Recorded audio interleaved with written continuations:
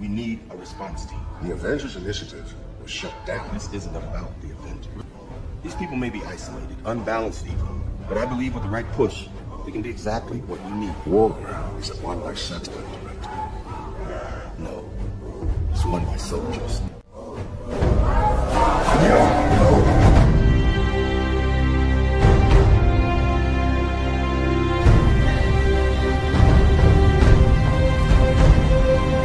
Right now, you, every single one of you out there, have a chance to be a part of the greatest organization the NFL has ever seen, the Dallas Cowboys.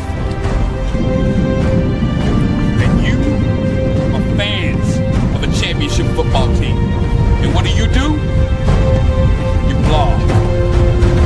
You blog so hard that you're running up and down the internet all night long. If it's 4 o'clock in the morning and you got to get another story out, you blog. You know why? Because you know more about your team than anybody else. There is 32 teams in the league.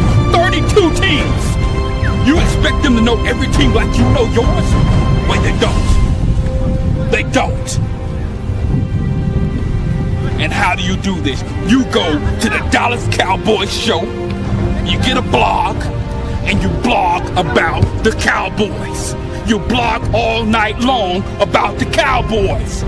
You tell people what they need to know about the Cowboys instead of letting people tell you. That's what you did all last year. No more. You know why? Because we have the internet. All you have to do is have heart. And you can do it. You know why? Because you're a fan of a championship football team. And a fan of the championship football team, they give everything. They give everything they got to help their team make it to the Super Bowl. And if you're not willing as a fan to give it all you got, then you go to the New England Patriots. Blog, blog, blog, blog. There's nothing better than that. Nothing more fulfilling. Nothing more special.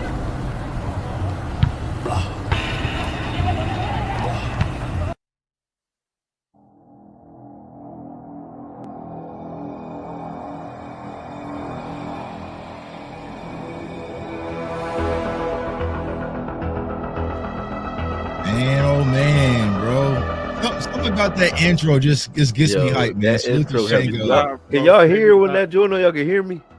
No, y'all can hear me? I was fucking rolling. Yeah, bro. Yeah, bro. How you just handled that bone, that tree? That is so funny as shit. Man. Hey, but the message is extremely important, man. Salute to the OG Shango on that. And this is what I want to kind of say, like, as my first word, I guess, versus the final word. You know, tonight as we break this down, Cowboys Nation, salute to everyone watching right now across all the platforms. My ask is that we focus on the message and not the messenger. I feel like what's going on right now in our Cowboys community, there's a lot of people that's giving you context, they're giving you evidence, they're giving you film, but Cowboys Nation isn't being receptive to the idea because who's it applying the message, right? It's just the Okoye, or it's just Lou, or it's just Jay Tuck again, and here go Boss Cowboys, right?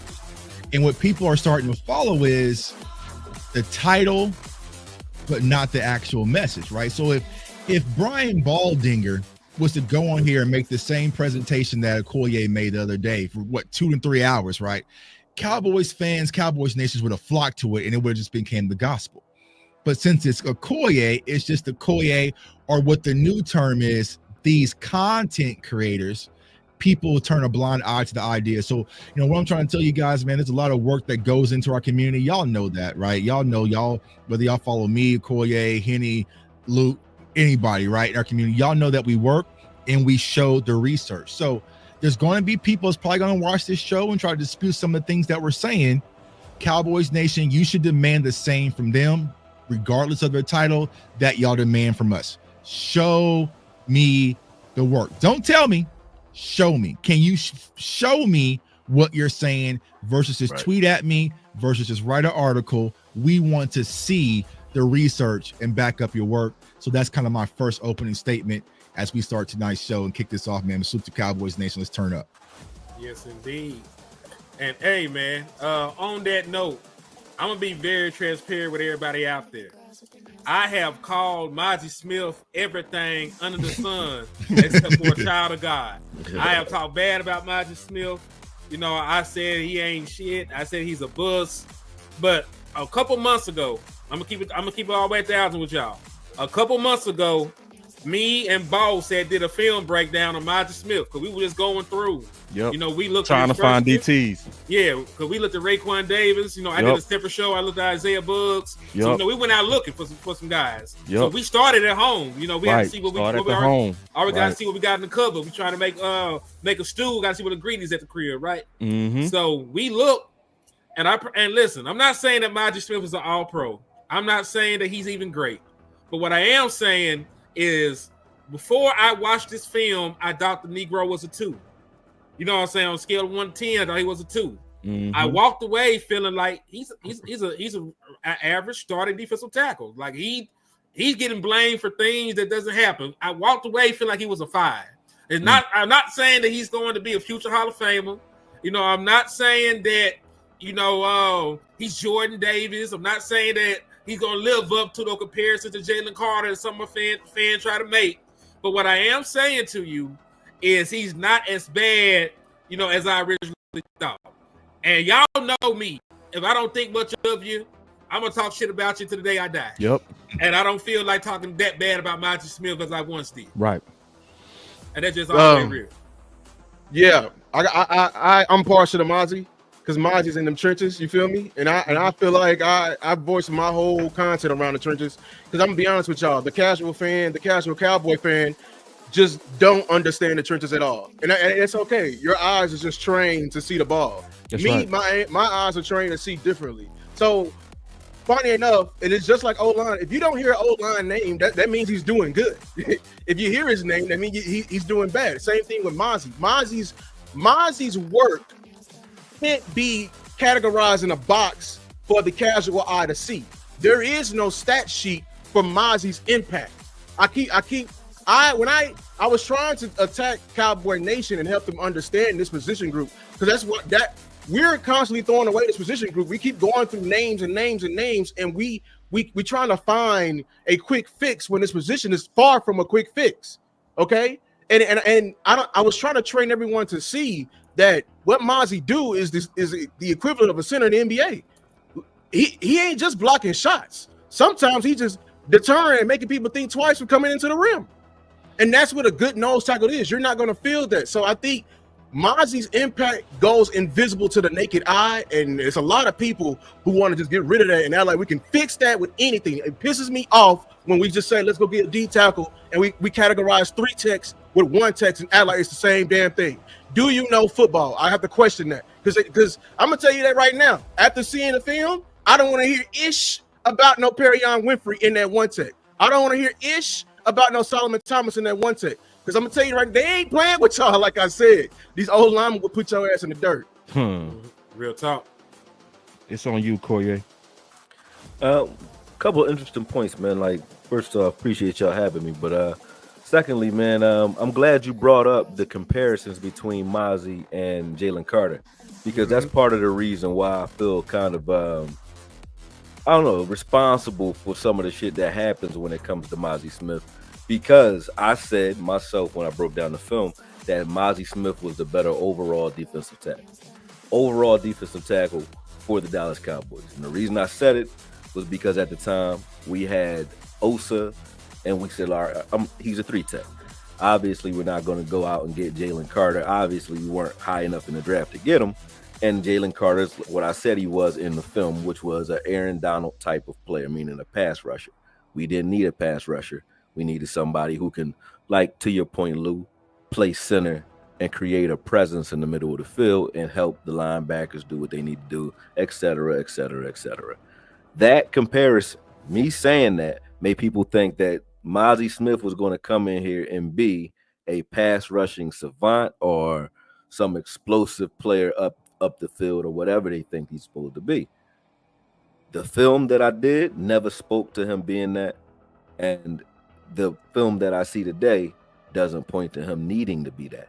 That's my point then, that's my point now. But I can see how some of the videos made people look like, hey, Mazi he needs to be on the same trajectory as a Jalen Carter, who is a 3-tech, versus Mazi, who's a traditional 1-tech who can do some 3-tech things. That's it.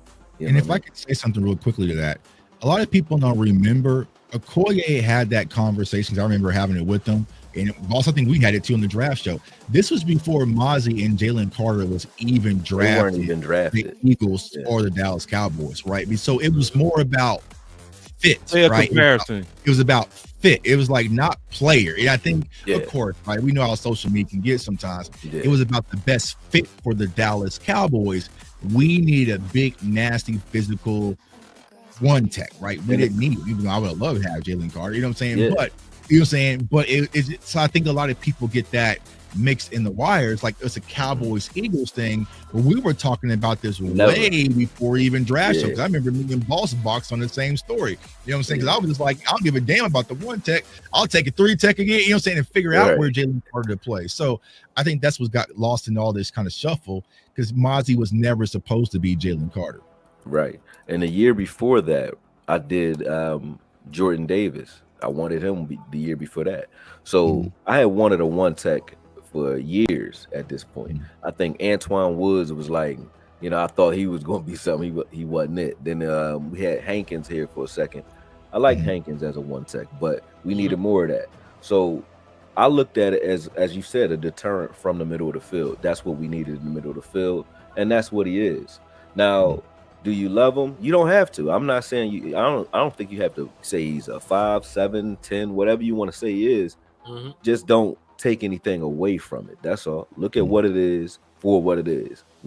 Just be results oriented. That's how I look at it when I look at Mazi Smith, and that's the way I approach the film. I actually was believing a lot of the things people were saying, so I jumped into the film because I've been away. So I said, let me just watch. So I've been watching everybody and watching the film and just listening and just paying attention to who needs work. Like, it's a lot of players who really are issues on the team right now that have starting roles that we don't discuss, but we're discussing Mazi as if he would. So I would look at that as like, maybe this is where we're bleeding.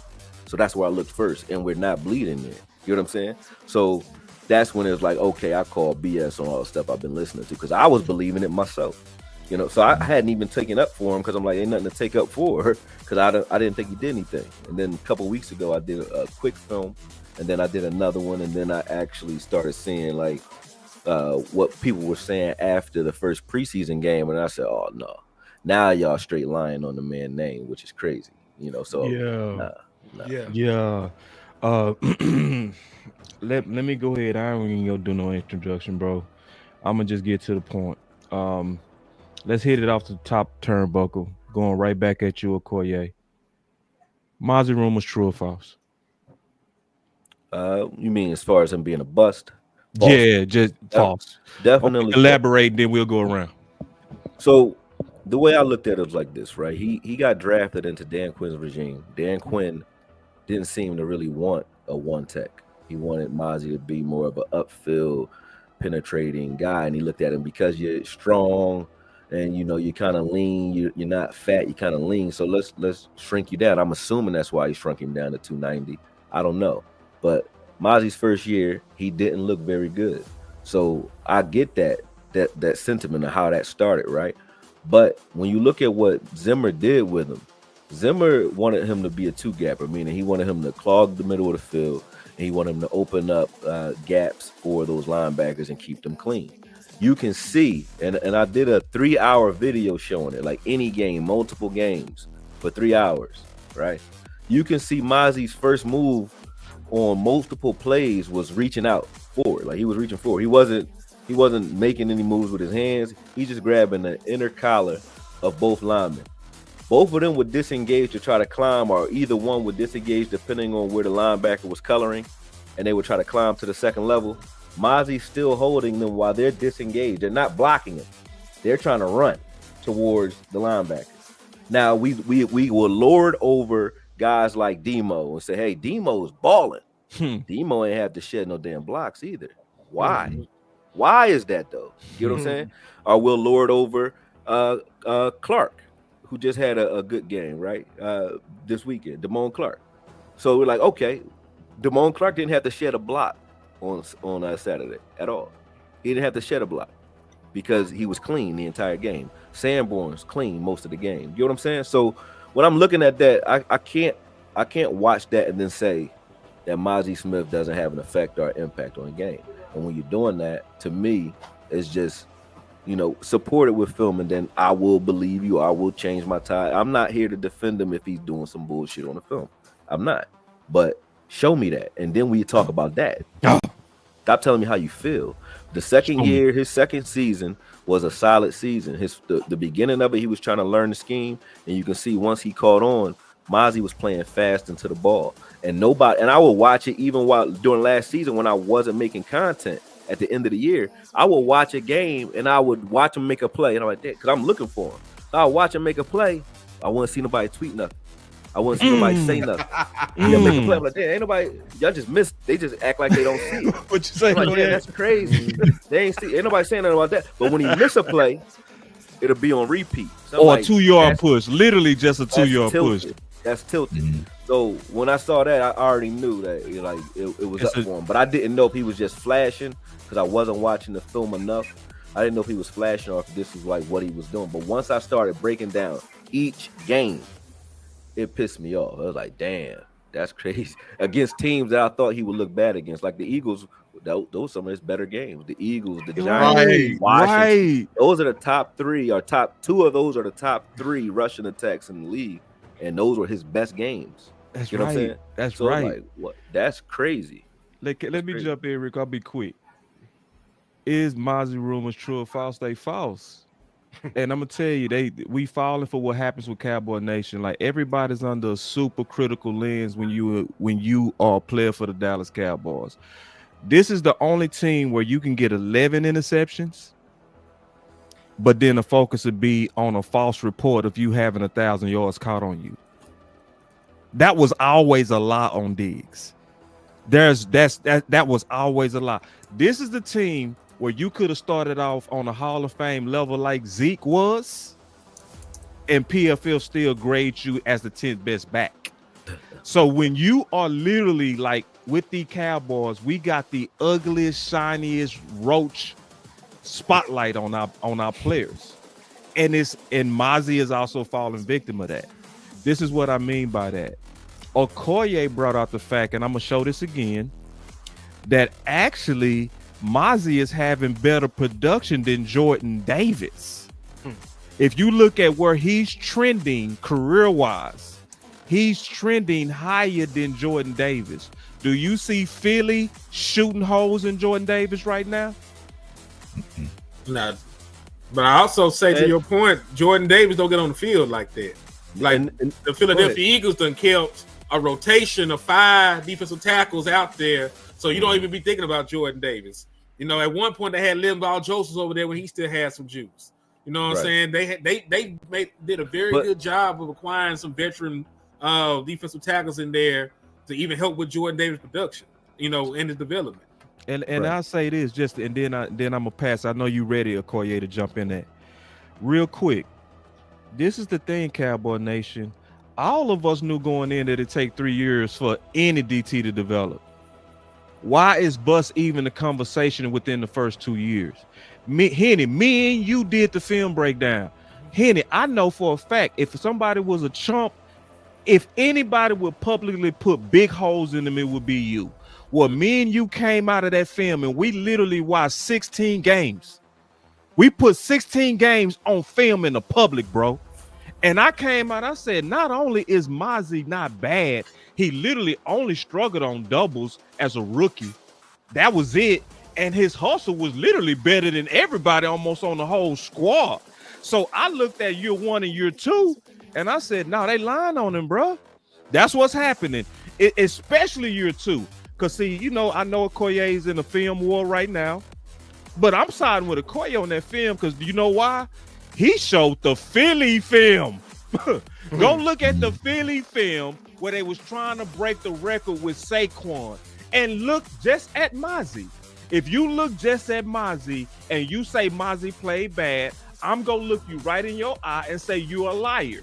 you are a liar. You can't go watch what he did on the best offensive line. Now, we trying to focus on preseason and call him a bust off preseason, which Okoye did a good job of showing that that's crazy because he didn't even have enough snaps. And the ball didn't even go his way enough for you to have this super critical attitude of his preseason performance. One of the worst things Okoye showed today, and it was just outright disrespectful.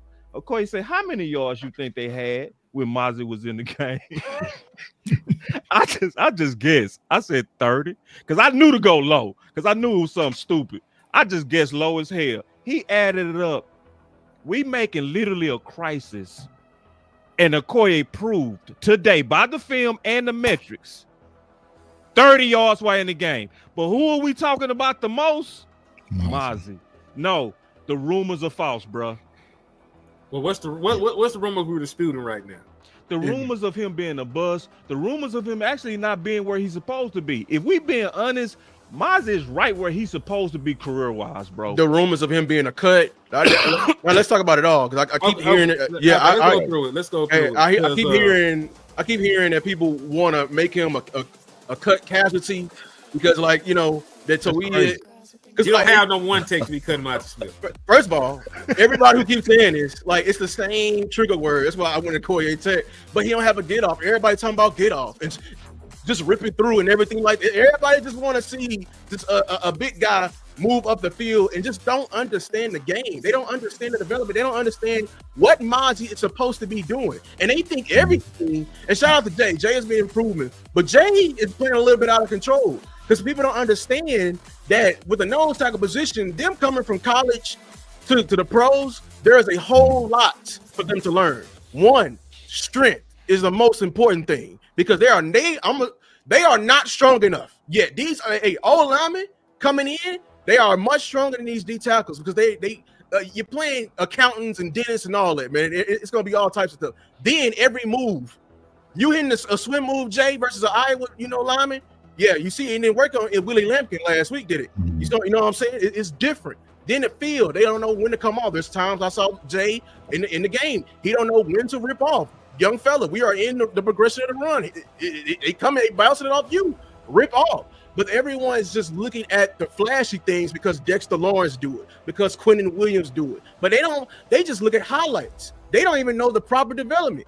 Vita Vea plays something similar to Mazi. Vita Vea don't even have the stats. He don't get tackles. The thing that Vita Vea does is what he did to us in the playoff game when we came out there and we was trying to run the damn ball, and quickly we found out. We were like, yeah, we're going to pass the ball. We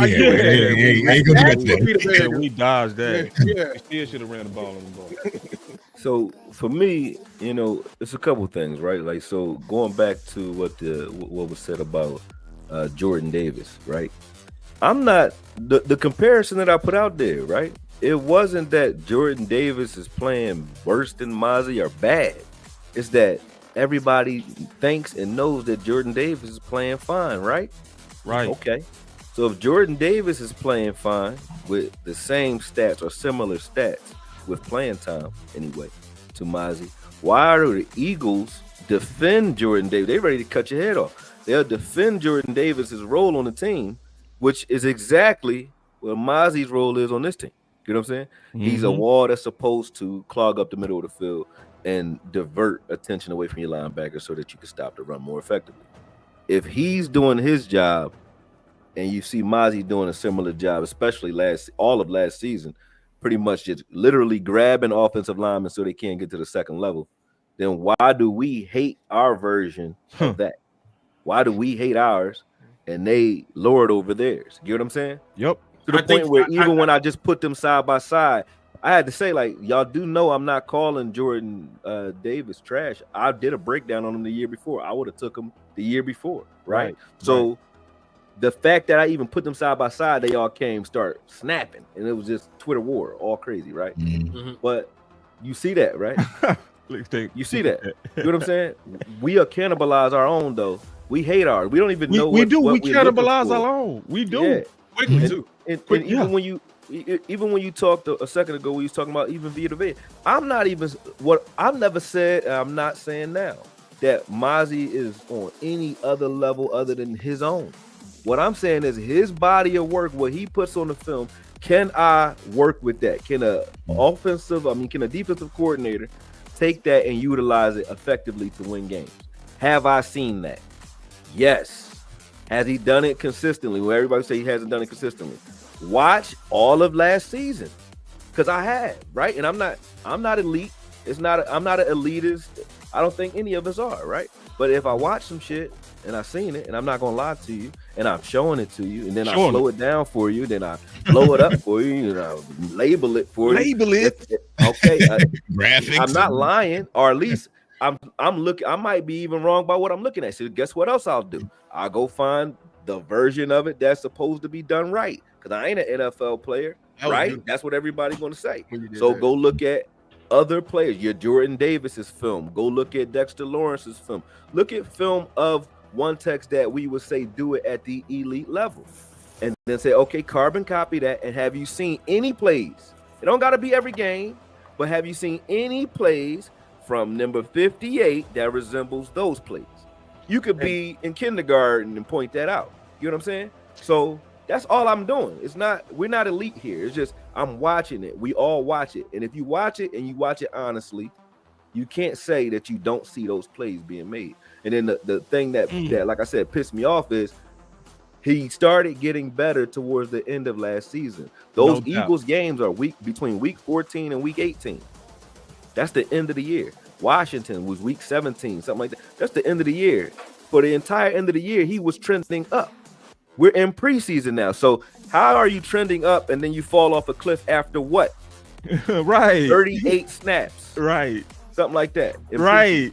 That don't make sense. It don't make sense. And we're asking questions about can he deal with double teams? The question you would ask was like, okay, well, let's look at this film from the last time he dealt with a real double team from an elite line. And let's look at it. Like I said, he faced in the last 8 weeks, he faced the top rushing attacks in the league. In the last season, he faced Baltimore, that's number 1. Eagles twice, there was number 2. Washington, I think, was number 3.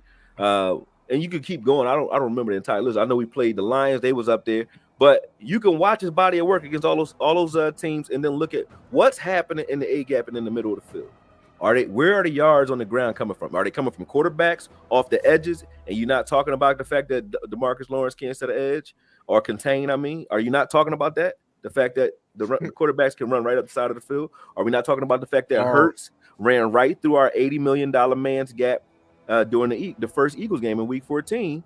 Osa was on the ground losing contain multiple times. Hurts was taking off on him. Mm-hmm. That wasn't Mazi. But if it was Mazi on the ground, I would understand. I was like, oh, this is what you mad at. I get it. That's not what was happening. So, and then the runs on the edge, jet sweeps and so on, that was all on the edge. That's my dog. They think I'm hyped about something. Man. Look, I know you've been sitting back. We're going to get you in here right now, bro. Okay, cool. I want to plug one of Okoye films real quick. This one especially. See, because he showed something on this particular film right here, bro, that where he smashed our film breakdown, Henny. What he did, this is where he just was Okoye, right? Because Okoye, his films is like extra mile. That's the best way to say it. Like he go do the extra. He go make it to where goddamn you can't go against it type shit, right? So like, go look at the breakdown he did with Dexter Lawrence, and watch how Dallas moved him. Right. And if you go watch now, he kept hitting the buzzword, and I ain't gonna lie, I was getting crunk every time he said show me. I was like, Hey, this is the one, y'all. It should be, let me tell you, it should be 20,000. Because this is where he showed the fuck out of it. Okay. And when you go look side by side, like, and what we trying to do as a universe, we trying to get the opinion days in the past. We trying to bring evidence back to the forefront. And when people go do the work of showing you, okay, while you shooting holes in Mazi, look at Dexter and compare what you see with him to Mazi. And what it's gonna make you do is say, we tripping. That's what it's supposed to do when people show you. So that's why I'm showing his work. Like, go look at it, bro. Like, don't just go to like, because I know it's a film battle, but if whoever not showing it, don't believe him, bro. The people that's showing it, like, let me show you what Okoye did today. What he did today is he showed every play of Mazi, not a clip to where he could define it. He showed every play. He also showed every play of Jay. Look at those time steps, boss. 2 hours Woo! of film work, 3 hours of film work. Yeah. Yeah. What do we just Appreciate that. you know what I'm saying? And That's 5 hours, man. yes, that's 5 hours. That's to be like, you don't know what you're talking about. Like, well, who does? Who else sitting there watching that? Tell viewers to make it helpful. I'm sure Okoye wouldn't mind. Put Okoye on mute and just watch it for yourself. Yep. Just watch it for yourself, right? Hold on real quick. That's my point. My boy said Dexter's a top DT, Mazi is not. So if you go look at it, my brother, that's why we saying go look at it. No. Hit them with their pain. How did your ass know that MF and Jalen Tober was bad? Did you just sit around and just watch Cowboys games, or did you watch Devontae Smith film as well? What we can't. Let's add some nuance here. We got to go look at it. Let's add some nuance here. Go. Okoye showed Dexter getting blown off the ball by Dallas, bro. He showed I it, wasn't bro. hating on him when I said that. I said he did his wasn't job hating. in those plays. Yeah, It's just but that it was times he still lost. made plays during those fronts. But what I was showing was the good, the bad, the ugly. Like, what does it look like when a top DT or a top one tech does it correctly? What does it look like when they get beat? What does it look like when they have a stalemate? Like, we can see it all, right? Now compare, right? Even when you look at games, I said, okay, let's watch Dexter Lawrence, versus the Eagles, right? I watched him versus the Eagles. He had a good game. Then I watched Mazi versus the Eagles. And you can argue, okay, you can't say, I'm not saying, so don't start the argument that I said that Mazi Smith is better than Dexter Lawrence. He He is ain't say not. all that now. Nowhere near. He's not in. They're not in the league together, right? But he had a better game versus the Eagles than Dexter Lawrence did versus the Eagles. That happened. It's true, bro. That happened. Now, if I'm lying, show me. You know what I'm saying? Because trust for yourself, like, it's for real. Like, if anything should have taught y'all this preseason, remember everybody was hyping Joe Milton, and we see it for ourselves. I just got a question. If Koye is having a film battle, and it ain't versus me, it ain't versus Lou, it ain't versus Boss, it ain't versus JC, it ain't, who are you? Never mind. All right. Who like?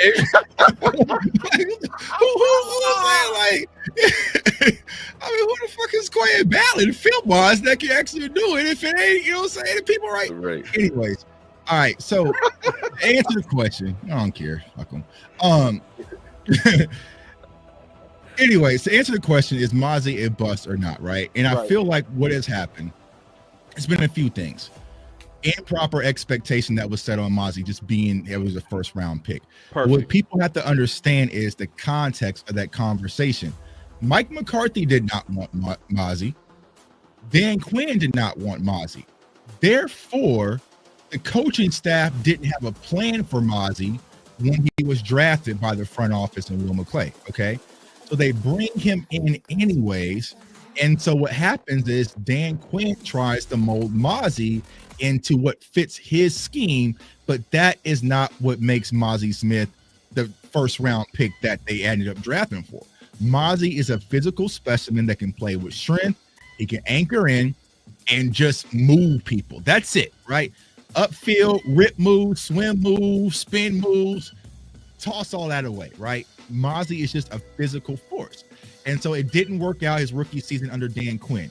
Then you move on to Coach Zimmer. Coach Zimmer added the weight back on, like Okoye said, two gap. And now for someone who played linebacker, you have to think of it from this lens. Mazi as a nose tackle is my offensive lineman.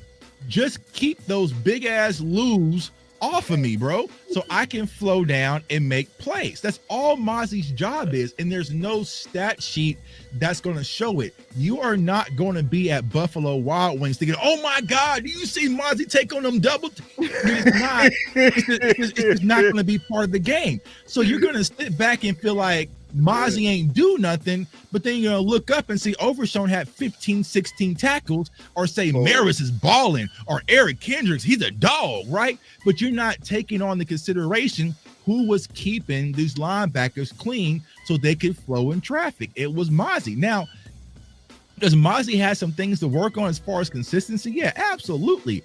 But I think the problem is Cowboys fans either want you to be goated Micah Parsons or you trash, right? There can never be any in between. Just and good. what happened, you know what I'm saying? You can't just be good or cool. You know what I'm saying? Like, it's a good. And the problem is the Dallas Cowboys, once again, is putting Mazi in an unfair advantage where, just like with Zeke last year, why did people really hate Zeke? Because we didn't draft any other running backs, or we didn't bring in Derrick Henry. So since the Dallas Cowboys have not done their job by getting in quality defensive tackle help, everybody is now pointing out Mazi like he's the problem. He can't do it. He's not good enough. Versus if you were to go get two more veteran guys and put Mazi in the rotation, he would be perfectly fine. And I really don't even understand why he's the focal point of our conversation. Right. He's not even the, you know what I'm saying? I don't get it, bro. You know what I'm saying? So that's the problem, is that, one, the draft pick value of him as being a first round pick. Two, you know what I'm saying, they never really had a plan for him. So he needs to find a defensive coordinator that has a plan for him, that's built to do what he does. We'll talk about in preseason. I just watched the film a second ago.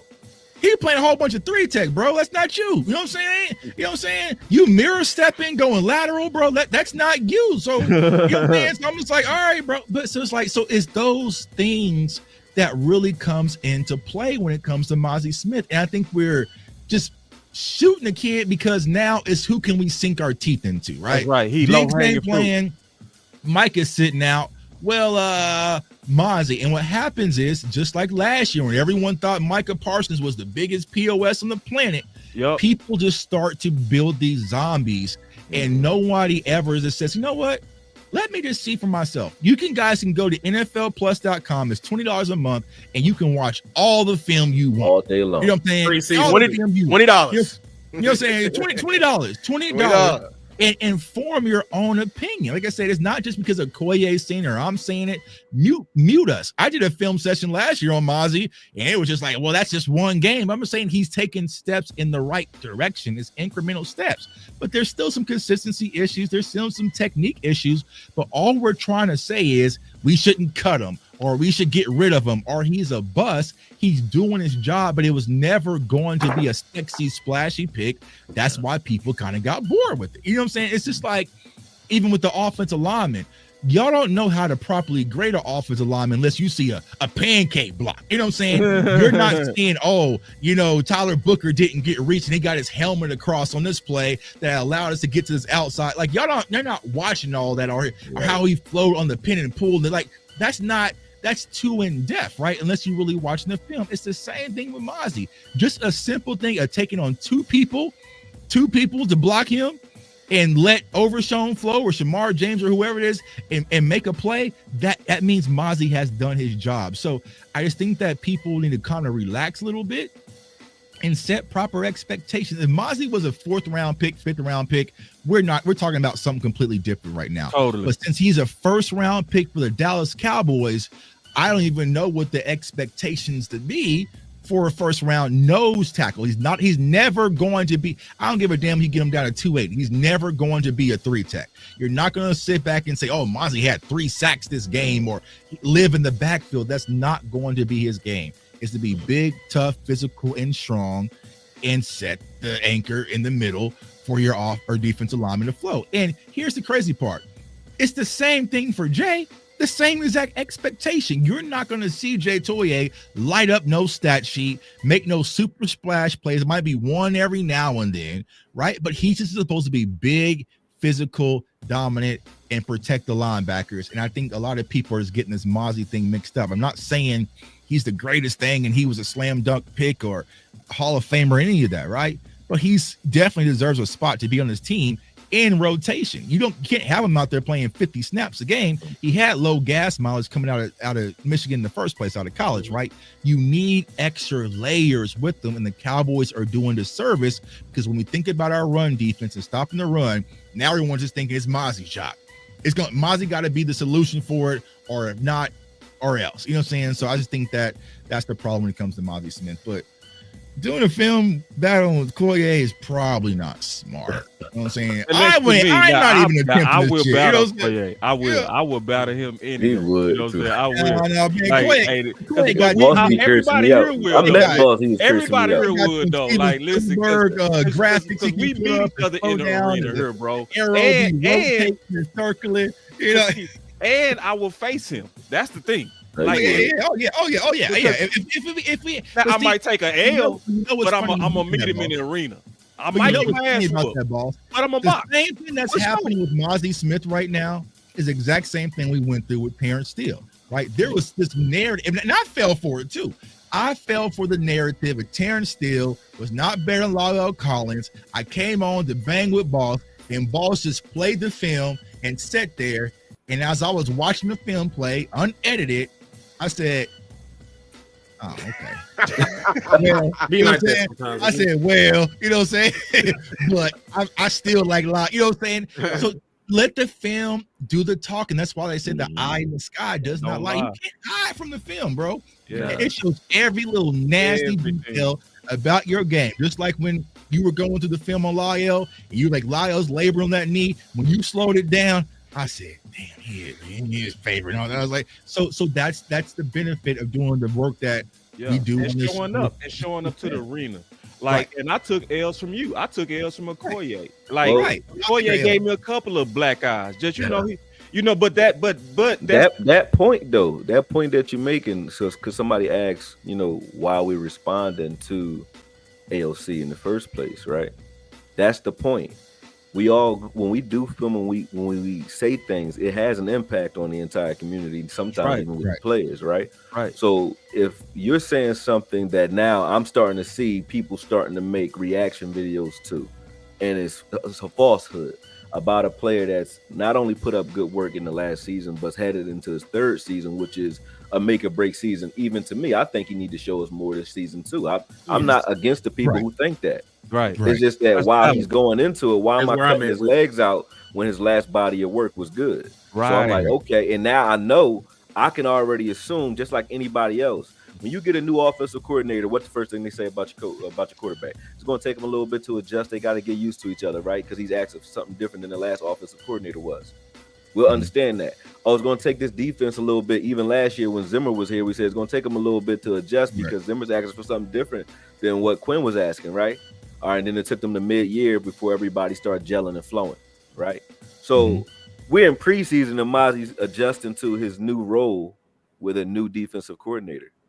Why are we talking like the year has passed or like we're mid-year and he's, we getting ran through our the even after the first game of the season, even like we played the Eagles and Saquon took it 200 yards right through Mazi gap. That's what they act like happened and what we're talking. Then I would understand. I'd be like, well, damn, are you right? Yeah, I was getting blown off the ball. That's not what's happening. Yeah. So to talk this without the time for adjustment or to even get an understanding as to whether or not he can do the things that I watch people in the attack front do for Eberflus, right? Okay, watch the plays and watch the way he likes his defensive tackles playing, and then say, has Mazi made any plays that look like that? The answer is yeah, all last year. So I have no doubt that Mazi can do the things that he's asking. But to your point, Tuck, this problem here is depth because Jay Toia right now to me he's not ready. But the people who saying he is, they're doing the same thing that I did to Mazi inadvertently by applying pressure to him where he has to be this, world beater from the start. They're trying to compare Jay Toia to Mazi, who is a first-round draft pick, right? And they're trying to say that he's already had better games in preseason. That's not true. So now everybody's watching Jay Toia thinking he needs to be a world beater when he needs to be what he is, Jay Toia. Whatever that is, let's just find out what we have in the commodity without adding pressure to him either. Because to keep making that comparison to him, to Mazi, it doesn't even make sense. Too much pressure to me. But they're saying it like I'm making the comparison. I'm not. I'm saying it's not a comparison, so stop doing that. Right. Because we're the yard. We got scored on 3 times on the ground so far that I can count in the preseason so far. Mm-hmm. They all, while he on the field, are at his gap. Right. I'll say this, man. The big runs that we had in the preseason. I got something. You next. So why are we pointing him out like that? That's my point. And then when we do point him out, why are we ignoring when those things are happening to him? You know what I'm saying? Because they're anchored in on their bias. A lot that of people don't make sense. Pause everybody real quick. I want to do something real quick. We got some housekeeping. Number one, we got like over 1,000 people watching right now. Like literally it's over 1,000. So everybody share. Let's try to get it to 2,000. Right? Like everybody go share it on your Twitter, go share it on your Facebook groups, like spread this. This is a powerful panel. The major reason for these 5 is because these 5 has put in my opinion, the most off-season work on One Tech. Because DC Universe is all of us. But this is a special, like, I ain't saying special, like better than people. I just know the work that they put in. So it's like I knew that they was going to come like for this particular topic. So let's do that. Number 2, Okoye, what is your cash app, bro? Oh, man, appreciate that. It's you can't put it up there on the journal. You want me to like say it out loud? I'm gonna put it up there once you tell me. All right, it's $4 M as in Mary, LESS. So $4M less or formless. All right. So what I'm gonna do, because this is important to me, bro. I think this is just right. When somebody done put in 5 hours worth of film, okay. When somebody done put in 5 hours worth of film, okay, but just to show you, to me, with 1,000 people in here, if everybody gave this man $1, he would give you another 10 hours. So because all of us, he said he would. But I know how this film stuff work. We've all done film on here. Once you start showcasing that film, bro, you likely ain't gonna get the monetization, bro. We know how it works. Oh, so no, they demonetize me for sure. My page done. Yeah. Now. Yeah. So listen, like when somebody coming into the community, basically doing it for free, I'm gonna leave this up here for a minute, bro. I want everybody on the housekeeping level to bless the homie, dog. We got 1,000 people. Like that moment in church where they be like, we got somebody need to come up here. You know what I'm saying? I need like close the doors. Prayer. Close the door. Close the door. But I said earlier, bro, I'ma ask for it. I'ma ask because I know the fans want to support me, dog. Like they do. They support the hell out of me and Henny. Man, we They show love. They show love, bro. So it's like because they appreciate this. So I'm trying to show people this man done put in 5 hours worth of film, and I still like your spirit even on AOC, bro. Like you being fair to him, bro. You basically saying if you got a problem with it, meet me in the arena and we'll talk it out. You know what I'm saying? It's just one of those. It's really, to be honest with you, I mean, it's not even that because I'm not concerned with that. I told him that already. It's like it's more to. It's not my business to tell or not my stories to tell. So I don't have a personal problem with AOC. It's just that I've been away, and when I think, hey, if it was just a film thing like it was initially, right? Okay, cool, we could do film, no problem. That's what we were gonna do. While preparing for the film, I was watching his videos, and I just didn't like personally some of the things that he has said about people that I am very cool with in this space. And then beyond that, just a lot of character issues on top of that, right? So don't think that I'm not a bully. I'm not a guy that just I'm not. And I know you not, bro. I'm not saying, hey, he looked like he's shining. Let me come over here and start bothering with him. That's not how this happened. It's not what's going on. And it's really not a war to me because I'm just stating the film contrary to what you're saying. So if it was, y'all seen me do this with Baldinger. Yeah. I don't care. I'm going to if you saying something that is like blatantly false. I'm coming at you. That's a call. It ain't disrespectful. I'm gonna just say that you lying or you wrong. Okay, and if you right, I mean, you think you right, and I'm gonna keep showing why I think you wrong, and that's it. You know what I mean? So the biggest video was people doing the same thing about Dez Bryant. You know what I'm saying? And there was every lies time and narratives about Dez. Jalen, then with Jalen Smith, and you know what I mean, so on and so forth. So that's what I'm always gonna do. So you know, it is what it is, man. All right, so we got you here now. The plan for Jay. Hopefully by now y'all blessed the homie, bro. Y'all blessed it. Y'all should have by now. We gonna do it again. We gonna take another pit stop. Move on with the show, man. I mean, whatever they do, they do. Hey, you know I'm gonna do the televangelist though, Corey. You ain't gonna stop me on that. and then I'm gonna put mine up next. I don't want to hear nothing about nothing. Like, yeah, pay me. You hear me? Man. We working. So about we talk about a plan for Jay. You talk about a plan for Jay from UCLA? Yeah, you know I'm gonna turn that at you. Listen, man. Hold on. Ain't no plan for Jay from UCLA. That boy is a 7th-round pick. The only thing I want a 7th-round pick to do is make the damn team. Make the team, and then you can talk to me about it. Only in Dallas are we penciling in 7th-round picks like they a sure thing, man.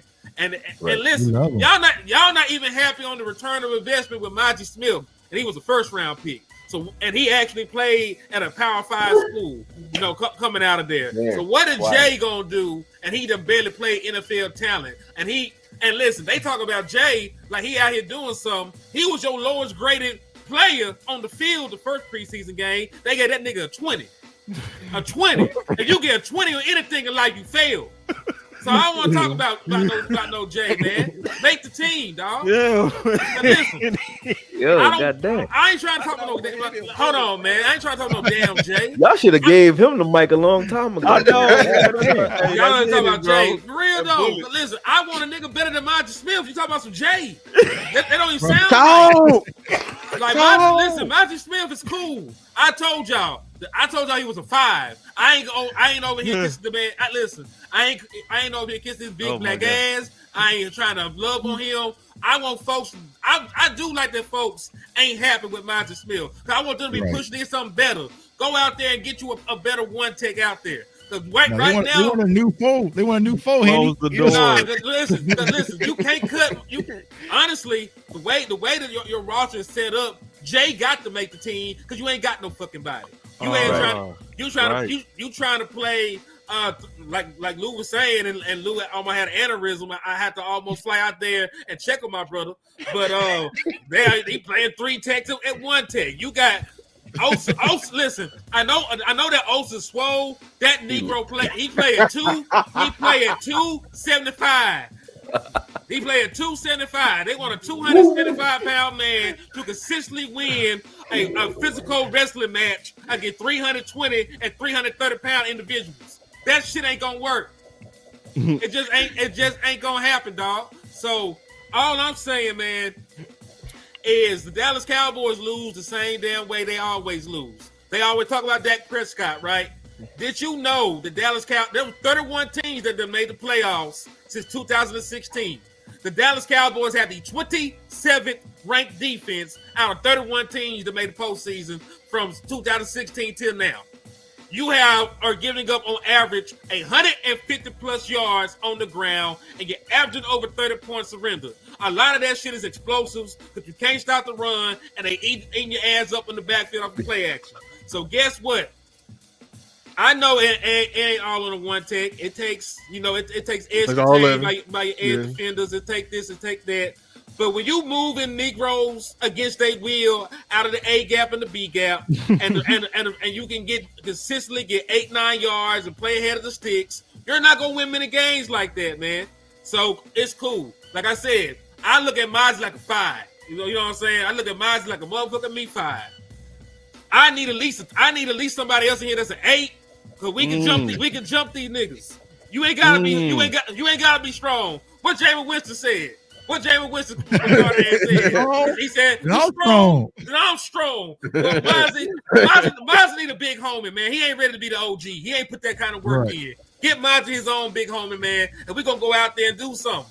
But Asking Mazi to be Jay Toia, big homie. Come on now. They Mazi gave ain't him a real. big homie last year. Wasn't Linval Joseph supposed to be his big That homie was last the big year? homie. That Yeah. was a big homie. He got ran through. No, Hey, you gotta get somebody to put some work in. They got And that's their problem.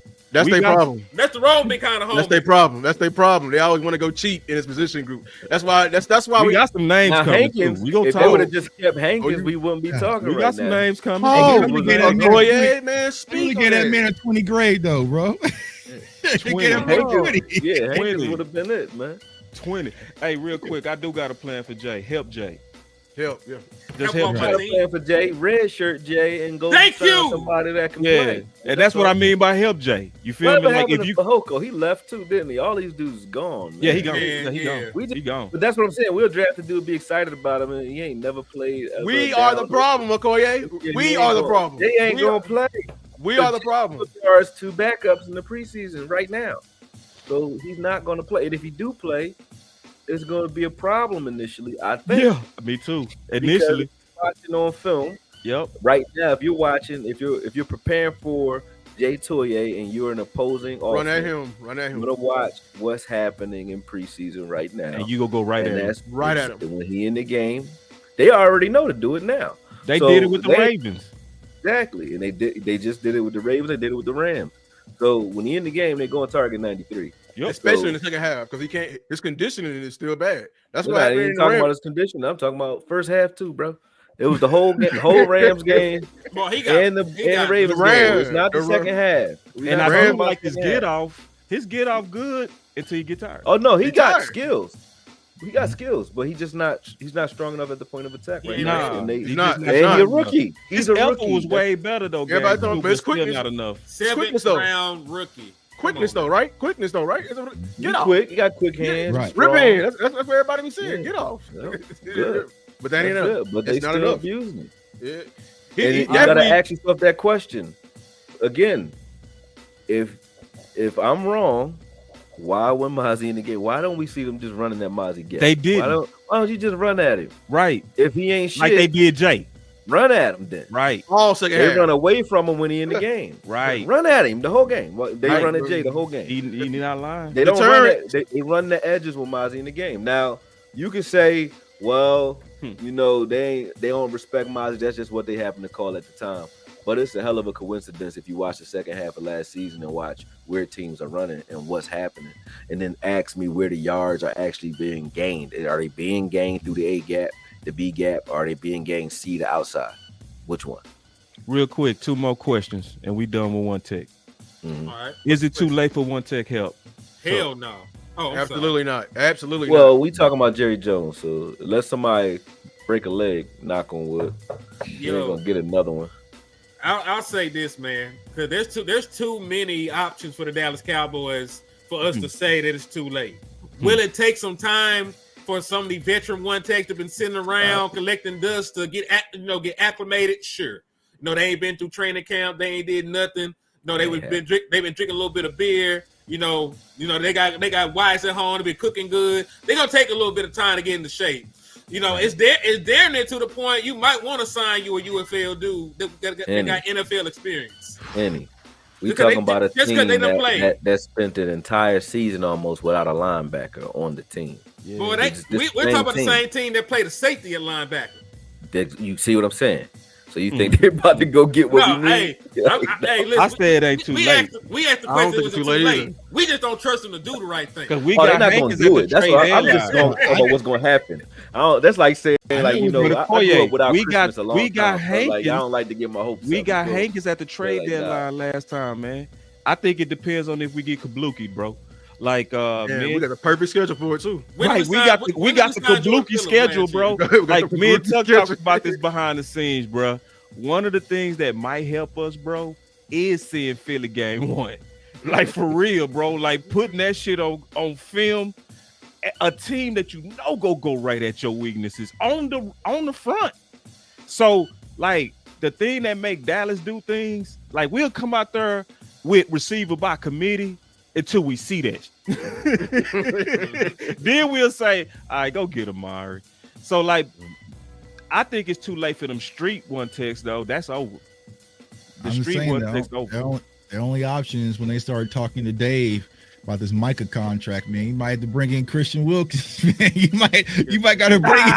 You might gotta bring it on freaking Dickey, dog. Yeah, I take Christian Well, Wilkins, I was joking off of the split that I seen on the Joe on Twitter. I didn't know he really had a history. I started he somebody did a whole history, clip dog. of what he was doing. He got a history for you, but he be out there. He be out there moving though. You know what I'm saying? Yeah, I take him zesting on. Zested fully clean. I take him right now, bro. I take zesting on, bro. All that shit. Boss ain't lying. Listen, if we gotta give him a therapist, he gotta go talk to the lady. That's fine. Therapy for that. Yeah, man. Well, you know, Dave Mujeta's his agent. Dave Mujeta's his agent, so you know what I'm saying. You might as well, you know, say get your little 2-for-1. But hey, man, we can't be picky right now. We didn't wait at last minute. You know what I'm saying? I mean, like football wise, when you think about the skill set that Christian Wilkins has, you can get real exotic with your fronts and put him out there because he's good against the run and the pass. Oh yeah. If you really want to start the run, you can have him, you know, and Mazi on the field at the same time. It's a passing down. You can put him and Osa out there, and then you can flex Michael Parsons to linebacker, have an extra rush out there. You know what I'm saying? Like, you can get real exotic with what you do, man. So, like, it's there. You damn near need to do it. Booty man. Booty man. Philly, bro. You know what I'm saying? I take you, bro. Man, hell nah. Buddy, crazy. Let's do it. Look at that. Wait. Hold on. Golly, you gotta keep him away from Jalen Hurts, though. You know, Jalen used to get his ass played with. God damn. I take it, bro. Give me all that zest. I'm with it. I'm with it. Team Werewolf, man. I'm Team Werewolf all the time. My nigga, Team Werewolf. Lock his ass up. Like that in churches, dog. What you say? Get some silver bullets. I'll take a werewolf on this team. This is the worst one right there, bro. That's the one right there, bro. That's the one, bro. Hey, just make sure you don't bite the quarterback. We good. Hey, what's I'll take a werewolf, bro. Hey, Danny, hey, don't get caught. Henny, don't get caught. That's all. Hey, Team Werewolf. I'm Team Werewolf. we Team Werewolf. I mean, I got a couple of names that I can go over. Like, I think this is the most important part we finna get into is your names. Let's get it. I found some names. Yeah, so I'm done doing the Joneses way. I don't care, Jerry. I don't care, Steven. Y'all can shut the hell up. Open that purse up. F them damn picks. Respectfully. F all them damn picks. So the names I found that I thought that would be great. They're just what you want, Steven. They're on expiring deals. They got small cap hits. And I think they'll come in and they'll fit what Eberflus wants to do. Because I don't believe this is Eberflus's true scheme, especially up front. He didn't do this at Indianapolis, nor Chicago. But people always want to look over that. Yeah, he had Andrew Billings. He had no one take, bro. No, that boy is out there making spaghetti with Alfredo sauce, and they asked for spaghetti. That's what he's doing. He's doing what he can. That's right. So the first name is the guy on the left, the Texans, Tim Settle Jr. Love him. 8-year vet. He got burst. He's a combo. He fits what we're trying to do right now. That fire through the gap, you know, letting everybody come up, the alley defenders and everything like that. Have great burst. Got enough strength, you know, to play to anchor as well. He's on an expiring $4 million contract. And I love that he's an 8-year vet. So this is what we need. You know, I'm trying to bring in mentors for the Cowboys Nation. Okay, it's gonna cost you a pick. Cough it up. I don't care. Next one, my favorite guy. Is the one on the bottom middle, but he's not on this team. He's not on the Patriots though. He's on the Saints. They just signed him. I don't care. I want him because the Saints, like I said and I predicted, they are in a given move because they're in a rebuilding. They're trying to stack on picks. That his name is Devon Godchaux. He's 6'3", 330 pounds, 9 years. If we bring him in, I think Eberflus will go back to what he's trying to do with having that 2-gap and 1 tech and that knife and 3 tech because we'll have him and Mazi. He is very stout versus the run. Like I was looking up somebody else versus the Patriots. I was like, who is 92? That's who I want because he's very strong. And the Saints got him right now. He's a starting 1 tech. I don't care. Go get him. Then the last one is from the Broncos, a team that's always known at the top of the league. You know, when it comes to having low yards per carry, giving up, very stingy on the ground, very gritty. I want somebody from there. He's a former Longhorns. Hook him. You feel me? Malcolm Roach. Expiring 4.25. He's undersized. He's 6'2", 290. He's smaller than the 3 tech, but he's anchoring. out his mind. I'm telling you, he's strong as an ox, and he has a motor on him. I feel like he has the motor that can come and be contagious, and it can feed off to Jay and inject it into Mazi. And that's some type of person I want mentoring. Don't cost you. I think it's more realistic for you to get him from Denver because Denver has a load of defensive tackles. But yeah, cough up them picks though. Either way, good inspire and a 6-year vet. I'm gonna be quick with mine because I know you got some too, Henny. This came from Landon, so it's a lot of people out here really pushing one text with different ideas. So this came from Dequan Jones. I like the idea also of Dequan Jones. So at this point, we now talking 6 potential people that the Dallas Cowboys should keep their eye on. Another righteous idea that I love also came from Scott, where he talked about we just played him. Yeah, Basil, right? And what I loved about this idea is he's in a deep room. Those are always your best guys when they're in them deep rooms, because then you can be a cut casualty, right? But still yet be of value to us. You see what I'm saying? Kind of like Hankins, you know. So, and I know you had some too. So now we talking about 7. So if YouTubers can go get some realistic quality options that can help improve your front and the Eberflus, I ain't trying to hear enough from Jerry trying to do this, you know, and Steve and this our guy stuff. And I know Henny finna come up with some more. So it's like, bro, you can get to work, Dallas, to build and help your run D and help Jay. Because that's what we really dealing with. We dealing with a front office that like to lean on their draft picks who ain't figured out yet that it take them boys 3 years to cook. You can't rescue this position with a draft guy. All the people at the top of the league, they all who defend the run, they all are vets. There's no rookies ever in history that be at the top of the league, and they're all the big D tackles that they were ushered in with a vet. Everyone say, "Oh, the Lewis, the names you signed, they drafted them guys where they had a vet to usher them in." Right. Look at the Eagles. Look at our contemporaries when they brought in Jalen Carter and I'm blanking on the other dude's name. They brought in the Dominican Sue, and they also brought in Linval Joseph. Those were important to take the load off of your rookies. My bad, Henny. My bad. Nah, you good, man. You just passionate. You know, I and rock with Fletcher that. Cox. Fletcher Cox. Down show Fletcher Cox. But hey, the 2 I got it from the same team because I'm not sure which one of them is going to stay on the team. The Detroit Lions got a surplus of defensive tackles. The one name that everybody knows about is DJ Reader. Yeah. He was one of the anchors on that Cincinnati team that made it to the Super Bowl.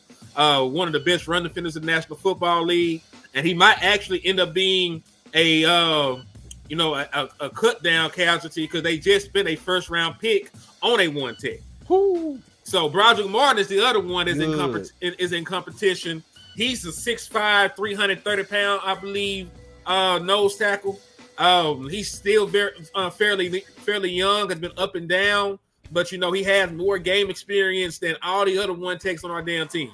Because only one tech we got with any starts is Mazi Smith. I want people to remember that. One guy that we can actually have a reunion of sorts with, as you look over there with the Seattle Seahawks. His daddy was a rapper from Memphis. Guess where I'm going with this? What's the name I'm finna throw out there? Former Dallas Cowboy. Lou, you know this. From Memphis? His daddy, he went to Kentucky. I'm blanking. I'm drawing blanks. You talking about Bohanna? There you go. My dog. Quinn Bohanna. Quinn Bohanna, last defensive tackle on the depth chart with Seattle. So if he does not make the cut, the boy is still a huge man, you know, that you could bring in with depth. You already are familiar with him. 83, year 3, year 4. This is like year 3 or year 4. Oh, he cooked. He all the way out the oven. Detroit, that's a good one because they got my guy, Tyleek Williams. They got Tyleek Williams. That boy good. They got Tyleek Williams, man. They finna be cooking over there in a little bit. Watch. So, I don't think they. I really don't think they make a move though. I think they're going to ride with Jay Toia. I think the rotation is going to be Perion Winfrey as a Chauncey replacement. He's going to rotate between 1 and 3 tech spell. Like he's gonna spell the same way they use Tyrone Crawford back in the day. He would just spell up and down the line. They're gonna do that between Mazi and Osa with Perion Winfrey and Solomon Thomas. I don't think they're gonna. And then Jay Toia will get spell work behind that if if those guys aren't on the field for whatever reason, they're not gonna go grab nobody, man. They damn sure ain't gonna trade for it because they don't value the position. They don't value the position. So if you valued the position, then you would have competition. Exactly, or you would have paid Hankins, yeah, kept him and Mazi together or something like that. Then you'd be fine. We wouldn't be having the conversation right now. I gotta ask y'all something that scared me. They're gonna toss Mazi out there for 50 damn snaps, and people gonna clip this show like, see, y'all was believing in Mazi. You know what I'm saying? He's not gonna play. He's not gonna play 50 snaps.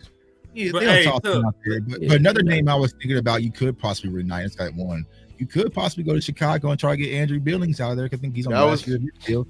So Eberflus can go get his guy, you know. But I went to Koya. They damn sure ain't gonna trade for nobody. You know what I'm saying? They'll bring somebody off the unless street. Unless it crash.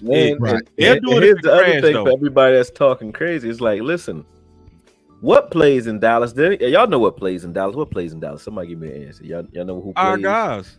Money. Money and the draft pick plays.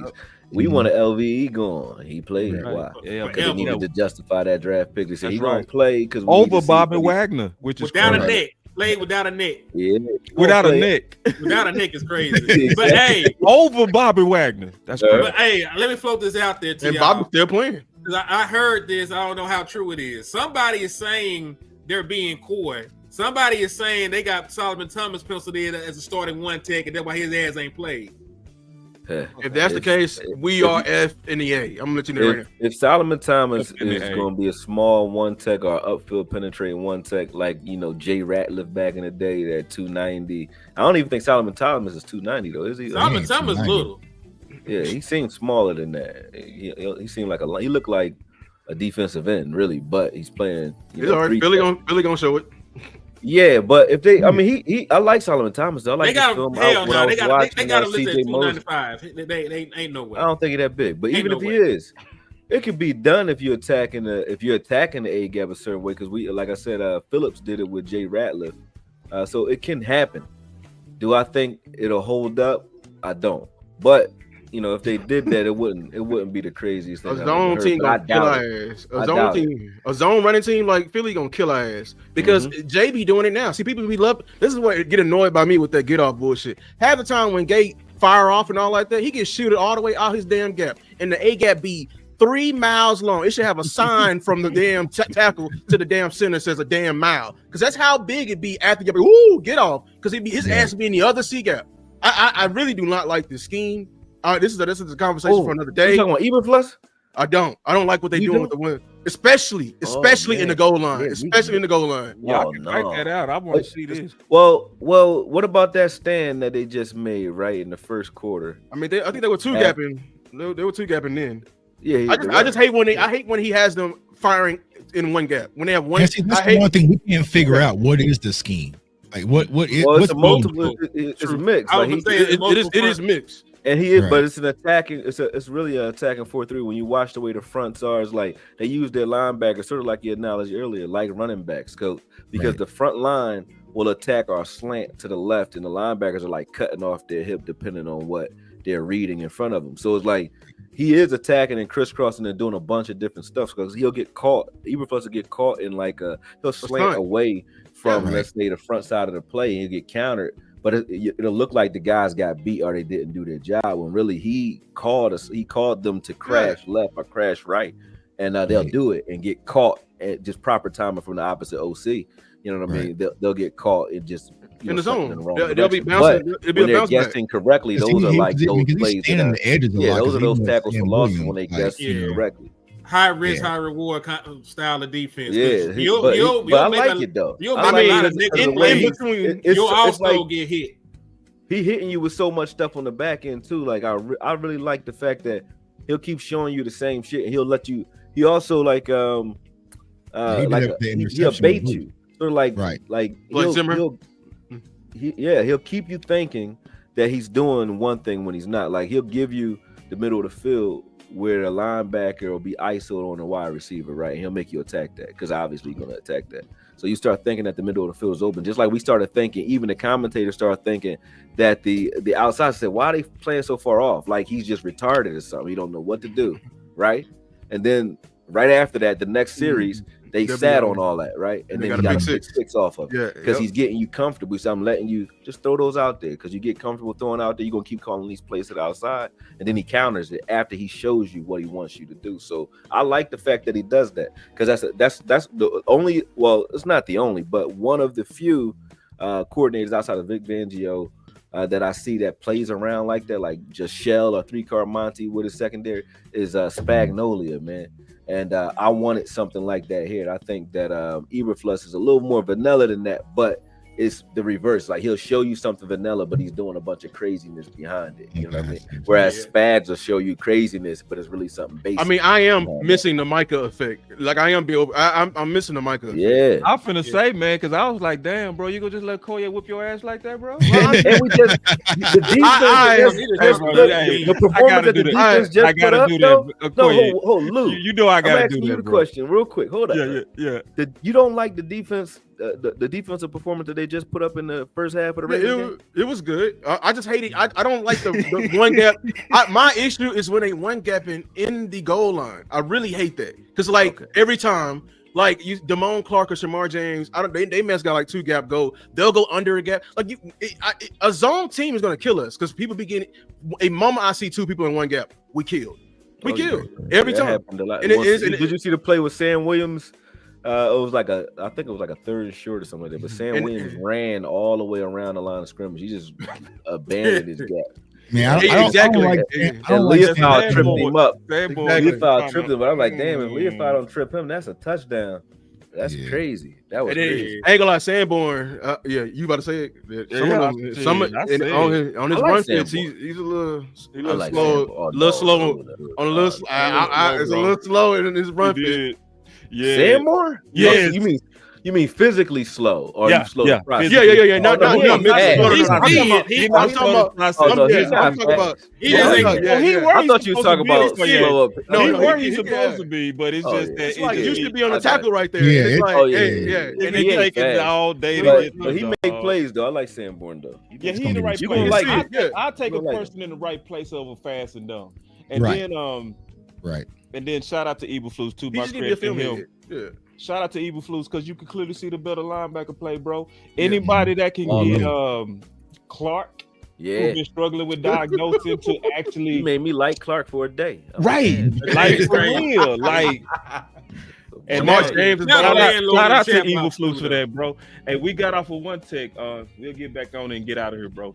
I'm gonna get my final words, bro. The deadline to me is the trade deadline. And that's going to depend on what happened. What I want to happen, I want to be wrong, bro. I want to be wrong as hell about Jay. I want Jay to be that 1 in 10,000 rookie that actually, shuts me the fuck up, bro. I really want that to happen. Well, we don't need nobody. But if that don't happen, I'm going to keep this pressure up all the way up into the trade deadline, and then I'm going to just live with the results. I want to thank everybody on this panel, bro, from me, because I saw all of y'all work, bro. 5 hours of work on the Koye in literally just 3 days. Hours and hours of work and pressure from Tuck. Hours and hours and pressure from Henny. Multiple solutions from everybody up here, right, on how to solve this problem. I just appreciate the championship mind state of everybody here, man. That's my final word, and I really appreciate this particular panel. And hopefully, and I know the Dallas Cowboys watching this, over 1,200 people, somebody within the Cowboys watching, So take that serious. Also, like and subscribe to everybody here, bro. These dudes. I'm going to tell you, I stand with these dudes' character. That's what I'm going to say on my final word. I said this about Okoye on my own today. The main thing I'm going to always love about Okoye, bro, from the bottom of my heart, if you want to see a dude that will fight the whole crowd when he's convinced of film, bro, and not blink at it too. It ain't no timidness or nothing. He'll look at 1,000 people in this chat disagreeing with him and say, "Oh, y'all crazy." But that's the conviction of a person that want to win. So I stand by the character of the man. That's my final word. Appreciate that, man. I'll get my final word and I'll jump off because I still got to pack, and get up that road tomorrow. So Dallas Cowboys, man, you got to respect one tech. Yeah, man. Respect. if you go back through your history, man, you are a team that actually had great defensive tackle play when you were winning championships. If you go back to the very first championship that got the Dallas Cowboys over the hump, the Dallas Cowboys were the number 1 run defense in the National Football League. Right. They spent a first overall pick on a defensive tackle in Maryland. You know, they went out there and they traded and got in Mr. Castillas, friend of the show, went and got Mr. Castillas to come in here, former first-round pick himself. And then you looked into and found Leon Lett in the 7th round. He became what he was, which is a fucking monster. The Dallas Cowboys had premium defensive tackle play when they were winning championships. Right? Defense win championships, and you ain't had no championship defense in a very long time, man. Them sacks is cute. You know, them turnovers is cute. But when you're back against the wall and they put their big boy pads on and they bust your motherfucking head open, hey, y'all know what happens. You go crying back home, bleeding for your mouth, bleeding for your nose, and you trying to tell your mama like a little old bitch. The Dallas Cowboys need to go out there and get some run stoppers in the middle of that defense, man. Dallas Cowboys, listen, I know the sacks issue a bag, man. I know it do, Micah. I know it do, Sam. But y'all be fucking up in run defense, dog. Sam Williams, you listen, you got more penalties than anything. You got way more penalties than you do actual defensive production. Yeah. And I know you in a contract year. So if you want to get a bag in Dallas, don't just focus on them sacks, man. Go ahead and set that edge and make them play. Because, hey, listen, because none of y'all gonna get no sacks, and all they gotta do is hand the ball off to the running back 30 times. And listen, we done lost playoff games when quarterbacks ain't throw for a damn touchdown. Jared Goff beat us, he ain't throw a damn touchdown. Your boy Jimmy Garoppolo beat us, he ain't throw a damn touchdown. The boy Brock Purdy beat us, he ain't throw a damn touchdown. You can allow 3 playoff games since 2016, and the other quarterbacks ain't do a goddamn thing. So guess what? You're losing the game on the ground. You're losing the game most of the time on the ground because you can't stop the run. So figure that shit out. Don't be cheap. Open your pocket. I know it ain't flashy. And listen, you suck at drafting the shit so far, man. I'll keep it real. you suck at drafting the shit. So if you ain't gonna get it right drafting it, go out there and you pay somebody and get it done, man. Because it takes a grown man with a side chick, a baby mama, a wife, and about 75 kids they can't take care of to go out there and start the run, man. So go out there and get you a veteran defensive tackle, and let's get this shit on the road, man. It's your boy Henny the Moore reporting live from the liquor store. I'm out. My God. Bullet. Hey, I'll get my final words. Listen, we need to respect One Tech, Cowboy Nation. I challenge you to educate yourself on a position. It is not flashy. It is not something that's going to pop off the screen. Understand what they're trying to do. Understand and appreciate the work that he does put in. Cowboy Nation, stop feed the propaganda from the Joneses. They're trying to be cheap. There's a reason why they always love those tweeners, because they can play them in multiple positions. That's why I'm heated of it. Because they love getting those small guys, and then they come pushing their propaganda saying, oh, we can beat him with quickness. Oh, we can beat him to the spot. Yeah, that shit all cute until you meet somebody that's just as fast as you and stronger than your ass and get his hands on your ass and gonna put your ass in the dirt. I'm tired of having the same exact problem every single year. The exact same problem every single year. I understand it takes all 11 to defend the run, but you can... How you play defense, if you can control the middle at all 3 levels, you have won the game. You control the passing game by closing off the middle of the field. You have a great linebacker play. You have a great defense. And if you can have an anchor in the middle, I compare it to center. Everybody call Rudy Gobert stanky, ugly, and all that. But guess what? They ain't going in the paint at all. They gonna think twice about that shit. You think twice when you see Vita Vea. You think twice when you see Dexter Lawrence. And that's what we were trying to get Mazi to do. You cannot do this with a rookie.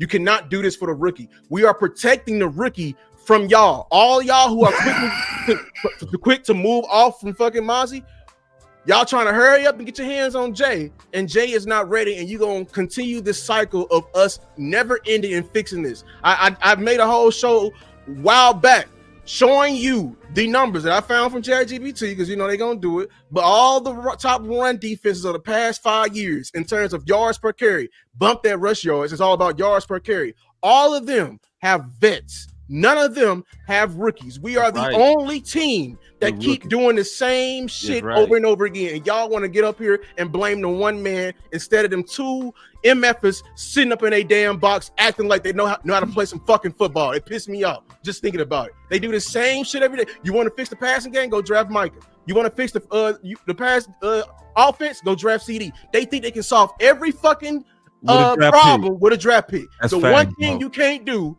is nose tackle because it takes the longest. I'm a Mavericks fan. I keep comparing this to the center position. Centers take it's the same exact process in the NBA, literally. And you have to go get a vet, what the Mavericks did in Daniel Gafford, and they got their ass in the damn finals when they did some shit like that. When are we going to open up and stop being head charting? Respect the trenches, respect one tech, stop spreading them fake ass fucking rumors about fucking Mazi talking about we need to cut him and saying we need to play Perrion Winfrey. Everybody who tell you that shit and talking about trust me, them the same people out there doing videos on motherfucking Joe Milton and look at his ass now looking goofy. Oh, that's all from me, y'all. Y'all know who we do. Hey, take it easy on my back. Little bully. Little bit of bully. Take it easy on my back. I'm tired of because we gotta squash rumors, bro. They'll grow legs. They'll grow legs. They do. Squash their ass like a damn roach. Squash it like a roach. Oh man, them zombies, man. I'll be quick, man. I know Lou, Boss, been talking about winter's coming. Winter's here, y'all. It is. Winter's here. We are heading to Philly week 1 in front of the entire world, Super Bowl defending champs on the road. And that's going to be a tough, gritty game. You will get punched in your mouth if you're not ready. That's going to be a fight. And so what we're trying to do is get the Dallas Cowboys prepared for that fight. Now, will they listen to us? Probably not, but I just think that we need to finally be proactive versus reactive. It's my biggest frustration when it comes to the Dallas Cowboys because Boss is saying, okay, the trade deadline, why do we have to wait for it to get bad for us to make the move? That's right. We see it right now in Cowboys. We've gone through this so many times. When we moved on from Amari Cooper, everybody was saying, we need to get a wide receiver. We need to get a wide receiver. We need to get a wide receiver, right? They brought out James Washington. We need to get a wide receiver. It fell apart. And when we're sitting back thinking, damn, if we would have had a wide receiver that year, how would things have been? Y'all had me at the Mavericks game chanting for damn OBJ damn near December because we was that desperate. And then the year after that, we all said, hey, we need a linebacker. We need a linebacker. Bring in a linebacker. Bring in a linebacker. You know what I'm saying? Bring in a They didn't do it. And then we sat back and got punched in the mouth versus Green Bay thinking, damn, why did we have these little linebackers and safeties playing linebacker? It got exposed. Why do we have to continuously go into that? Why not just go out there right now and get defensive tackles? You are leaning on a emerging defensive tackle who still has a lot of question marks, to be honest, when it comes to Mazi, in a 7th round draft pick. That is just negligence, I think, when it comes to football. Honestly, Matt Eberflus, you've been here, bro. I need you to get some Zimmer in here. Get some Zimmer in here because last year Zimmer stepped to that podium and says, hey, Mazi's improving, he's playing well, but I need some noses. Exactly what he said, bro. And they went and got it too. Yeah, Mazi's, and then you got Linval Joseph, you got Jordan Phil, you know what I'm saying? You brought in some guy because Zim was like, I ain't doing, I'm saying, you're not standing me up for this. Shout out Mark Holmes. Matt Eberflus, what's up, Mark Holmes, the GOAT in the building. The GOAT. Matt Eberflus, you need to stand flat-footed with this and be like, okay, this ain't what I typically had. Nah, hey, I can work. No, this is not what I usually have to run my defense. Mazi will be a perfect rotational guy. But if we're going through the season thinking that he's going to be the end-all, be-all to stopping the run, then yeah, y'all can clip this show and say we was wrong because we were already, you know what I'm saying? That is not going to be him. So once again, it's a negligence from the front office of not building a complete championship roster. Not a cool little roster, not something that can compete and kind of stay afloat. All of us on this panel, and you guys are watching damn near at 10:30 at night on the Eastern time. We want a championship roster. That's right. A championship roster. I'm sick of hearing Philly make all these moves and compete for championship in San Francisco and Kansas City. It is our turn. It's been 30 years. When are we going to be aggressive? And we're not even asking for much, right? I was just talking to the boss earlier about the Eagles making the Michi trade. They were being aggressive, getting a wide receiver 4 or 5. 4, dude. 4, bro. You know what I'm saying? They're 4, making dog. a wide receiver 4, and we had to beg and have an all-out bloody war receiver to get a 2. wide receiver 2. 2. And we had to bang for 4 months to get a wide 4 receiver months, 2. bang and bang hard. Bang hard. Damn near lost friendships and all. Yeah. A wide receiver 2. Yeah, You see what I'm war. saying? So why do we have to raise hell to get some veteran defensive tackle help? It doesn't make sense, but Nope.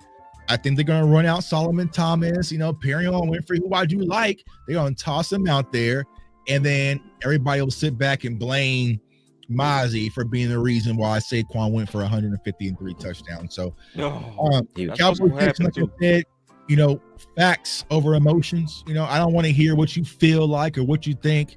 Show me. Right, Show if me. all of us individuals on this panel can show y'all film, can show y'all analytics, show y'all research. Hell, Luda said he chat GBT some shit.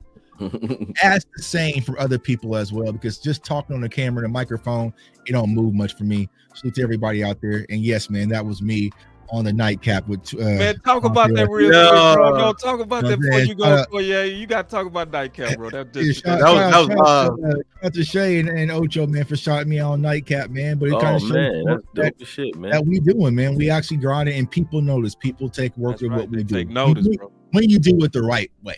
The right way. There you go. Emphasis on that. Yeah, Tuck always been thorough, man. Like last year, I was throwing a fight. Tuck hooked me up with Street Star Nord, man. Nord, my man. He put me on the show with Gerald McCoy actually too. That was a dope job, man. So yeah, shout out to you for that. Tuck be looking out, man. Solid. But I mean, I listen to everybody. I listen to and I like this panel because everybody's like different in a different space when it comes to Mazi, right? Yeah. Just to be clear where I am and how I stand with him. Am I against bringing in more talent and at one tech on this team? Hell no. Like that's exactly what we should do. So this isn't me holding the door open and saying, hey, Mazi got it and we don't need no help. We good. If you acting like that's what's being said or you think that's what's being said, you're wrong there. But that also isn't a knock on him. As you guys said, any championship team is built with depth, and we don't have that with Jay Toia behind Mazi Smith. Now I hope I'm wrong, because if Jay Toia is good enough to start or good enough to take Mazi's spot, then that means we just got better and at the end of the day. So I don't have a problem with that either. If that's the way it shakes out, that's solely up to those men. They got to compete for it. If Jay Toia really is that product, I should see it on film, and we all should. But if we run him out there just because we want to run him out there and he gets ran through, you setting him up for failure, because now he ain't gonna get the opportunity to develop either, because he's not ready now, in my opinion. If you're getting ran through by backups and you're getting the amount of reps he's getting, that tells you Eberflus thinks that he may have to rely on this guy at some point. So I need to get him as many reps as possible before we get into the middle of the season and he's tired or he hits that freshman or sophomore wall, because they both hit a wall each year. That's so right. That may be why he's giving him 40 reps a game. And to his credit, Jay Toia may be gassed in the end of those games because of that. But I don't think he's ready just yet. But I hope that he is. But outside of that, man, we got a responsibility as content creators, just like you just mentioned, Tuck. You were talking about the fact that, we have reach, right? You were talking about the fact that you made it on Nightcap, right? Beautiful, right? We have reach. So when we say things, we start conversations, we start narratives. We just talked about how hard we had to bang for wide receiver 2. So the same way it comes, the same way it goes, right? I remember when Roy Williams was getting chased out of town because he had gone through coach regime changes, right? And they started just, hey, he can't cover immediately, right? After 5 Pro Bowls, and suddenly he was just trash. They got him out of here, got back with Zimmer, started balling again a little bit, then broke his arm and retired eventually. But I say all that to say, we've done this to several players who've left here and played pretty well. I don't think that Mazi is Taco just yet. That doesn't mean he can't be. That doesn't mean he can't fall off a cliff and disappoint. What I'm saying is, what he puts out now, can we win with it? I think we can. I think last year, had Parsons and D-Law been healthy the entire season and had Dak not gotten hurt, I thought the defense played well enough to give us a shot at the end of the season. I really do. Even some games we gave away, like the Cincinnati game. I thought we won that game, and then we gave it to them at the end of the game. So I think last season we could have been a lot better than what our record indicated due to injury, right? So with this season, with him going into his third year, man, just back up off of him and let him play. And then whatever comes out, if he plays ass, I'll be the first to say it. No, excuse my French if I'm not allowed to curse, but if he does, I'll be the first to say it. I don't got a problem with that. But when he doesn't, I'm not looking for a way for him to look trash, right? Everybody has a confirmation bias where if I show Micah get chipped and get thrown to the ground, that's one rep. They'll be like, all right, cool. If I show Micah give up 40 yards on a run, or Osa give up 40 yards on a run, or I show, any of those guys, we'll ignore that, right? But if any of that ever happens, whenever and it very rarely does, but anything happens in this gap, it could be for 5 yards. They look at it like it's, the worst gash in the history of defense. You know what I mean? And that's what my problem is. It's not to say that he's playing great. It's to say that why we overemphasize everything. And I'm a coach, so sometimes we're watching boxing, right? And people will judge based off of the sound. I'll see a guy block a shot. He got hit in the shoulder, but everybody like, ooh, that's the way we are. When Mazi gets pushed by Tyler Smith in practice, it's Tyler Smith, all pro Tyler Smith, knocked Mazi back 8 yards. Duh. That's a big surprise to anybody. Now, when Mazi beat Tyler Smith, though, on a rep, mum's the word. Yeah. Why didn't that surprise? The narrative there is two good players battling out, making each other better. Just like DeMarcus Ware used to go against Tyron Smith. I'm pretty sure Tyron Smith beat him a couple times. I'm pretty sure DeMarcus Ware made Tyron Smith look crazy a time or two too, right? But nobody was saying that Tyron Smith is trash because DeMarcus Ware is whooping his ass, and vice versa, because that's what they're doing. Iron sharper iron, you know what I mean? So I don't like the knee-jerky reactions from the Cowboy fan base when it comes to bad reps, because we're going to see them from every player. Because the only one who asks I'm on right now, pause, is Donovan Wilson. That's it. He's the only one I say right now he's an issue. But nobody's talking about that. They're acting like we're fine at safety if he starts. We're not.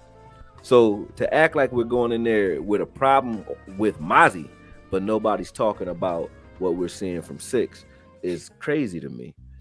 Because that's where your issues are. I can see what happens with corner when they come back. I think when they get healthy with the way Eberflus runs his scheme, we're going to love our corners. But safety, if Donald Wilson starts, is an issue, because it was an issue. We lost games literally last year because of his play, and they ignore it because he made plays in the past and we like him, but he ain't it. That's it for me. That's it for me, man. All right, fellas, man. Enjoyed it. Dope ass panel. Let's respect one take. If we don't do nothing else, let's respect one take. Because we don't, damn it.